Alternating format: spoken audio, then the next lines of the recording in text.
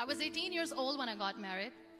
I belonged to a very conservative family, a Baloch family, where good daughters never say no to their parents. My father wanted me to get married, and all I said was, if that makes you happy, I'll say yes. And of course, it was never a happy marriage.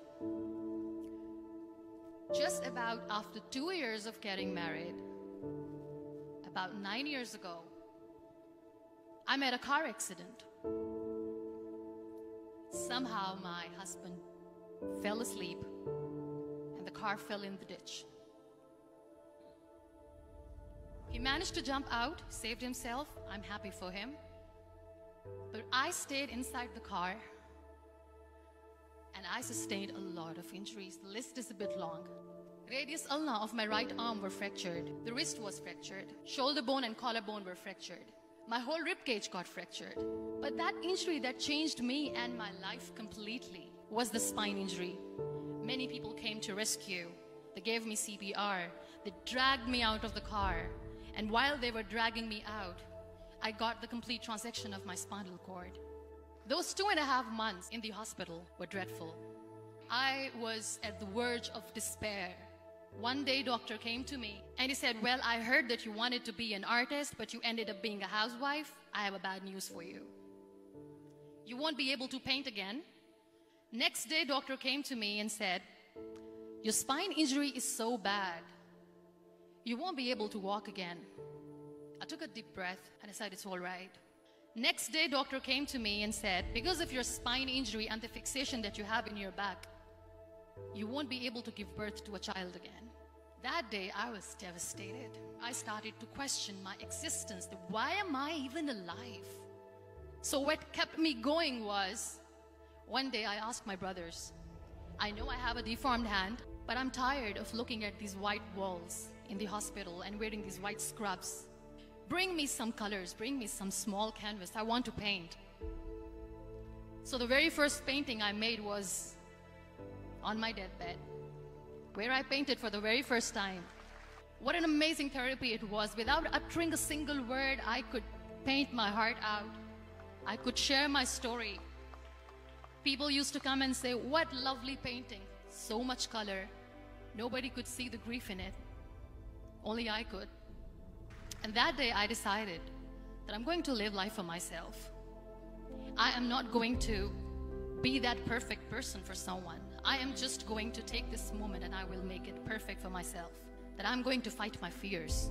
So I wrote down one by one all those fears. And I decided that I'm going to overcome these fears one at a time. You know what was my biggest fear? Divorce. But the day I decided that this is nothing but my fear, I liberated myself by setting him free.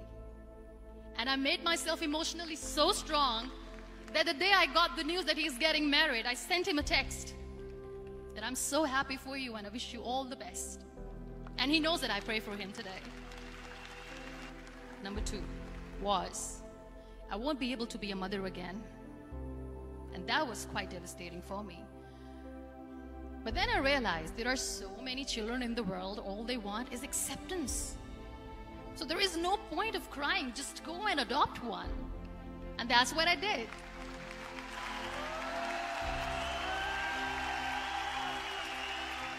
I gave my name in different organizations, different orphanages, and I waited patiently.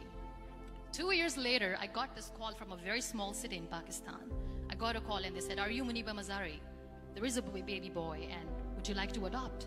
I could literally feel the labor pain. I said, yes, yes, I am going to adopt him. I am coming to take him home. And that day, Niall was 2 days old, and today he's 6. You know, when you end up being on the wheelchair, what's the most painful thing? People think that they will not be accepted by the people because we, in the world of perfect people, are imperfects. So I decided to appear more in public. I started to paint. I have done a lot of modeling campaigns. I decided that I'm going to join the national TV of Pakistan as an anchor person. I became the National Goodwill Ambassador for UN Women Pakistan, and now I speak for the rights of women, children.